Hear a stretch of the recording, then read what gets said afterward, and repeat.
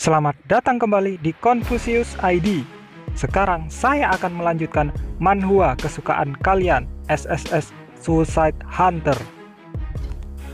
1 tahun yang lalu, ada 2 wanita muda yang diberi julukan kaisar, Sylvia Evanile dan Putri Baron Evanile.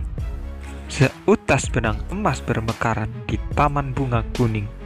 Mulai sekarang, orang akan memanggilmu seperti itu, Nyonya Sutra Emas, pahlawan di dunia ini. Raphael Ivansia, Putri Duke Ivansia. Sebuah bunga berlapis perak agar tidak menjatuhkan kepalanya. Nah, mulai sekarang subjek kekaisaran akan memanggilmu Nyonya Lili Perak. Penjahat dari apokalips ini. Wanita bangsawan biasanya menerima julukan ketika mereka memiliki debutan mereka dan memasuki masyarakat aristokrat, keluarga kerajaan atau bangsawan tinggi yang membuka debutan mereka memberi mereka nama baru. Julukan wanita bangsawan berbeda berdasarkan seberapa tinggi di masyarakat itu. Nama yang diberikan oleh baron dan nama yang diberikan oleh count memiliki kelas yang berbeda. Julukan terbesar tentu saja adalah nama yang diberikan oleh kaisar. Merupakan kebanggaan satu keluarga diberi nama oleh Yang Mulia. Karena kedua wanita muda ini menghadiri akademi yang sama, badai besar yang muncul tak terhindarkan. Tapi meski begitu, aku melihat ke pangeran, putra mahkota, sedang menggendong kolegaku, Heretic Inquisitor, yang berperan sebagai Nyonya Sutra Emas. Dia memegang Heretic Inquisitor begitu erat hingga gaun itu berdesir di sekitar ujung jarinya seperti sisik. Bukankah dia terlalu dangkal untuk menjadi putra mahkota suatu negara? Anehnya, aku tidak menyukainya. Pangeran menatap mataku. Dia menatapku dengan sedikit jijik. Jadi aku harus menurunkan tatapanku. Tapi tatapanku juga tidak biasa. Penghinaan, kemarahan, emosi negatif mengintai di matanya. Kamu juga selamat. Apakah itu ditunjukkan padaku? Mungkin karena aku satu-satunya yang dilihatnya saat ini. Namun suaranya terdengar seperti suara seseorang yang makan bayam 3 hari setelah tanggal kadaluarsa. Itu membuatku kesal. Iya, Yang Mulia. Aku meniru cara orang dalam drama sejarah berbicara. Aku dengan selamat berhasil bertahan hidup. Kamu beruntung. Bagaimana mungkin karena keberuntungan anak yang rendah hati ini, anugerah Yang Mulia pasti luar biasa. Alis indah sang pangeran turun. Tadi aku kurang lebih menyiratkan kamu mengatur penyerbuan sendiri. Jika dia memiliki hati nurani yang bersalah, bahkan sapaan biasa pun bisa membuatnya gelisah.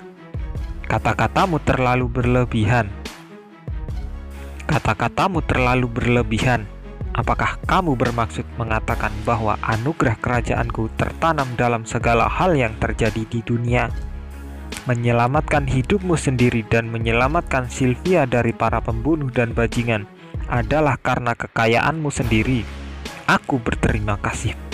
Dia tampak mundur dan memujiku, tapi mendengarkan dengan cermat bukan itu masalahnya. Itu bukan karena keterampilanku, melainkan karena keberuntungan.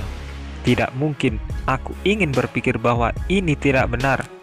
Tapi apakah pangeran mencoba untuk menahanku sekarang? Nyonya Sutra Emas adalah tuanku. Dan aku miliknya. Mulut Yang Mulia, bagaimana kita bisa mengatakan bahwa keberuntungan karena pedang melindungi pemiliknya? Alat tersebut baru saja digunakan sebagai alat yang seharusnya. Yang Mulia memujiku secara berlebihan. Itu memalukan. Sungguh, aku berencana mundur setelah mengatakan sesuatu yang samar. Apa gunanya jika pangeran dan kepala pelayan bertengkar? Meskipun demikian, Lidahku bergerak dengan lincah. Hah? Apa aku akhirnya jadi gila? Saat kepalaku menjadi agak kabur, aku mendengar sebuah suara. Perendaman terhadap karakter diperdalam. Apa? Saat ini tingkat pencelupanmu adalah 1%. Apa-apaan ini? Sungguh kamu begitu fasih sehingga aku ingin menyatukan bibirmu. Saat kepalaku menjadi gila, wajah pangeran berubah. Kebiadaban, penghinaan, itu benar-benar wajah yang berusaha menahan kutukan. Jika memungkinkan, aku ingin meneriakkan seember sumpah serapah. Itu karena melihat wajah pangeran. Aku yang kusut anehnya menyegarkan untuk sudut hatiku. Daripada berpikir aku harus berhenti, aku merasa penampilannya cukup bagus. Ini gila. Akhir-akhir ini, Baron dan bangsawan sepertinya memilih budak berdasarkan lidah mereka daripada kepribadian mereka. Jika Yang Mulia tahu situasinya, dia pasti akan menyesali itu. Tunggu saja, dia seharusnya menjadi pangeran di dunia ini. Tapi dia hanyalah miramen pirang. Jangan memprovokasiku lagi. Tolong, jangan mengganggu emosiku ini. Tahap ini adalah... Bagaimana bisa? Beraninya ada hari ketika mata Yang Mulia kabur. Yang Mulia putra mahkota begitu dewasa sehingga kamu mengumpulkan kebajikan di sekolah kami setiap hari. Aku yakin Yang Mulia senang. Dengan kata lain, aku dengan sinis mengatakan bahwa ayahnya pasti akan senang jika dia tahu pangeran menyewa seorang pembunuh. Tapi itu bukanlah bagian yang penting. Aku menyadari jebakan dari tahap ini. Dan aku menyadari kenapa Khorne dan Crusader, dua hunter yang berurusan dengan ekonomi dan keamanan menara kami, menjadi sangat lemah dan gagal menyerang. Seiring waktu berlalu, kedua orang itu dimakan oleh konsep tersebut. Perendaman terhadap karakter diperdalam. Oh tidak. Saat ini tingkat pencelupanmu adalah 2%. Ini sesuatu yang gila. Cukup. Di bawahku untuk bersaing denganmu melalui kata-kata. Adapun apa yang terjadi malam ini, aku akan menyelidiki kebenaran secara menyeluruh. Apakah ada orang di sekolah kita yang bisa diandalkan seperti pangeran? Aku dengan tulus meminta ini. Silahkan temukan siapa yang berada di balik serangan itu dan hukum mereka 100 kali lipat. Tentu saja. Apakah ini fitur dari tahap ini? Pangeran menatapku dan berkata, Lady Sylvia pasti sangat terkejut. Mungkin orang lain bersembunyi dan mungkin menyerang malam ini. Ketahuilah bahwa aku akan melindungi wanita ini malam ini. Yang Mulia, lidahku berkembang menjadi mesin penjawab. Maafkan kekasaran anak ini.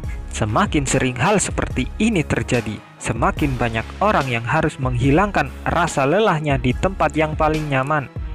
Nyonyaku akan tinggal di kamar pribadinya seperti biasa. Apa maksudmu dia tidak bisa tenang di sisiku? Aku minta maaf. Anak ini hanya mengatakan yang sebenarnya kepada Yang Mulia. Tolong selamatkan aku. Perendaman terhadap karakter diperdalam. Saat ini tingkat pencelupan karaktermu adalah 3%. SOS, tolong aku. Hei kamu, apa yang kamu lakukan? Sword Emperor, tidak, Sword Emperor Nim. Apakah bocah ini pergi melewati tikungan? Aku benar-benar berpikir aku akan berputar-putar sekarang. Jadi tolong lakukan sesuatu. Apa yang kamu ingin aku lakukan? Aku tidak tahu, pokoknya bantu aku mengendalikan diri. Bisakah aku bicara omong kosong denganmu? Aku tidak peduli apa yang kamu katakan, jadi tolong bantu aku mengendalikan diri. Lalu Bai Huryong menyeringai. Zombie, kamu tampaknya tidak menyukai Viper, tapi sebenarnya setiap kali kamu mendapatkan kembalian, kamu bertindak kurang lebih seperti protagonis dalam delusi Viper. Cukup, aku sadar. Jangan mengucapkan sepatah kata pun. Ayolah. Pikiranku sepertinya melintas ke kesadaran saat Bai Huryong dengan mahir berani membandingkanku dengan Viper. Apakah ada yang pernah melihat hantu yang lebih jahat? Tidak peduli apa yang dia kata, tapi dia harus mengadakan festival yang tidak masuk akal. Namun berkat ini, tingkat pencelupan yang naik sepertinya orang gila tiba-tiba berhenti. Sementara itu, Heretic Inquisitor yang membenamkan wajahnya di pelukan pangeran juga bertindak tidak normal. Hah? Heretic Inquisitor memiringkan kepalanya ke depan dan ke belakang. Untuk pertama kalinya aku melihat ekspresi bingung dari Heretic Inquisitor. Pemimpin yang diakui secara universal, psiko yang lahir alami murni tidak memahami perasaan yang dia rasakan saat ini. Kesalahan. Mungkin itu sebabnya Heretic Inquisitor menjauh dari dada pangeran. Dia merayap keluar dari pelukannya. Pangeran yang bertarung denganku dengan matanya sangat bingung. Dia memandang Nyonya Sutra Emas, bukan Heretic Inquisitor. Sylvia, kenapa kamu tiba-tiba bersikap seperti ini? Hah? Oh, Heretic Inquisitor memiringkan kepalanya sekali lagi. Sungguh menarik. Apa yang menarik, Sylvia? Aku merasakan emosi yang tidak biasa. Ini pertama kalinya aku merasakan ini sejak lahir. Heretic Inquisitor tertawa. Hatiku berdebar. Jantungku berdebar kencang. Oh, memang benar-benar misterius. Heretic Inquisitor menutup matanya. Kemudian dia menyentuh dadanya dengan kedua tangannya. Heretic Inquisitor, tidak, Nyonya Sutra Emas sedang tersenyum. Dia tampak seperti sedang mendengarkan musik klasik yang indah. Pemilik tubuh ini sepertinya sangat menyukaimu. Sylvia, wajah pangeran itu terlihat seperti baru saja memakan sup yang disebut emosi dengan nasi yang disebut tersentuh. Jika aku tidak terburu-buru untuk menghentikan pencelupan, aku mungkin merasa iri dengan waktunya, tapi untungnya bukan itu masalahnya. Meskipun aku terlambat, aku sudah sadar. Nyonya, kataku tegas. Heretic Inquisitor membuka mata tertutupnya dan menatapku. Ayo kembali ke asrama. Yang Mulia Putra Mahkota menyatakan bahwa dia secara pribadi akan mengungkap siapa yang berada di balik serangan itu. Karena sudah larut, Nyonya harus kembali ke kamar dan istirahat. Mulai besok, bukankah kita harus melanjutkan hidup lagi? Kami memiliki tujuan serta peran. Tujuannya menyelesaikan apokalips. Kami tidak bisa melupakannya. Oh ya, kamu benar. Heretic Inquisitor berkedip. Dia langsung mengerti apa yang aku maksud. Heretic Inquisitor meraih roknya dan menyapa pangeran. Terima kasih atas pertimbanganmu, tapi aku akan kembali dengan pelayanku. Selamat malam yang mulia, sekarang aku akan kembali. Heretic Inquisitor dengan mudah berbalik, meninggalkan pangeran yang wajahnya menjadi kosong. Dia dengan ringan melangkah keluar dari gudang. Dari belakang, pangeran itu berteriak, Sylvia, Sylvia. Namun Heretic Inquisitor hanya pergi dengan senyuman. Dia bahkan tidak menoleh. Tugasnya menjadi sulit. Aku bergumam, mengikuti dari belakang Heretic Inquisitor. Aku tidak berpikir akan ada jebakan seperti pencelupan. Sial. Aku bertanya-tanya kenapa Kon dan Crusader gagal, tapi sekarang aku mengerti. Heretic Inquisitor tersenyum misterius. Klik, klik. Langkah kaki kami bergema di koridor dan sepatu kami diarsir putih oleh bulan. Suara kaki manusia menyerupai detak jantung. Ini pasti sesuatu yang tidak kami harapkan. King of Death, berapa banyak tingkat pencelupanmu yang meningkat sekarang? Naik menjadi 3% seperti orang gila. Aku hampir tidak berhasil menghentikannya. Kamu luar biasa. Punyaku melonjak hingga 10% segera. Aku tidak bisa berkata-kata. 10%. Itu sangat menghancurkan. Dia hanya menghabiskan waktu singkat dengan karakter pangeran, tapi 1/10 egonya telah terinfeksi. Situasinya lebih serius dari yang aku kira.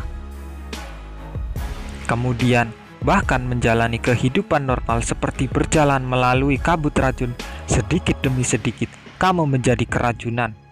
Dan begitu kamu sadar, kamu tidak dapat melarikan diri. Saat kamu melepaskan pegangan di pikiranmu, dalam sekejap pikiran akan dimakan oleh romance di dunia ini. Ini tidak bisa dilanjutkan. Aku membuka mulutku, suaraku lambat. Aku gugup, kehilangan diri, bahwa aku mungkin kehilangan diriku sendiri. Itu selalu hal yang paling aku takuti. Mari kita siapkan pengaman untuk diri kita sendiri. Pengaman? Iya. Aku dengan hati-hati menyentuh pegangan belatiku. Aku merasakan tekstur pita hijau di sekitar jariku. Tekstur yang akrab itu memberiku rasa stabilitas. Pilih kata kunci sehingga kami dapat sadar apapun situasinya. Aku tidak peduli seberapa serius masalahnya. Ketika kami mengucapkan kata-kata kunci, misalnya saat aku mengucapkan persik, kamu bisa mengucapkan wortel. Aha, ini secret kode untuk kita berdua. Heretic Inquisitor tersenyum. Aku setuju. Aku melihat sesuatu yang serupa dalam drama sebelumnya. Lalu bagaimana seharusnya kode rahasia? Saat itu, kami mendengar suara tumit dari seberang koridor. Tumit sepatu menekan dengan berbahaya ke lantai koridor. Langkah kaki yang membosankan diikuti. Seseorang sedang mendekati dengan beberapa pelayan. Bulan bersinar. Sepatu tajam yang diinjak-injak di atas bulan terpantul di lantai lorong. Rambut seputih sinar bulan, Nyonya Perak Lili. Anak Duk memimpin beberapa pengikut dan berjalan ke arah kami. Wanita muda yang jahat itu mengerutkan kening seperti dia marah. Dia memelototi kami. Heretic Inquisitor mengeluarkan erangan kecil. King of Death. Heretic Inquisitor berdiri berjinjit. Kemudian dia membuka bibirnya dan bergumam di telingaku. Kurasa aku benar-benar membencinya. Bisikan. Awalnya itu terdengar seperti suara yang sama seperti biasanya. Perlahan aku menoleh dan melihat ke Heretic Inquisitor. Heretic Inquisitor berputar-putar. Ujung gaun panjang itu berputar, menyebabkan angin puyuh kecil muncul. Angin yang menahan bebannya menekan dadaku. Aku penasaran. King of Death. Heretic Inquisitor berhenti, lalu membuka tangannya. Dia meringkuk jari-jarinya selain jari telunjuknya yang memperlihatkan kulit telanjangnya. Aku sangat penasaran. Menekan kedua jari telunjuk ke bibirnya, dia tersenyum seperti biasanya. Sekarang ekspresi macam apa yang aku buat, tapi matanya tidak tersenyum. Perendaman terhadap karakter diperdalam. Saat ini, tingkat pencelupanmu adalah 4%. Itulah lanjutan manhwa SSS Suicide Hunter. Mohon maaf jika ada salah kata, tapi jika kalian suka jangan lupa untuk like dan subscribe channel ini supaya semakin berkembang.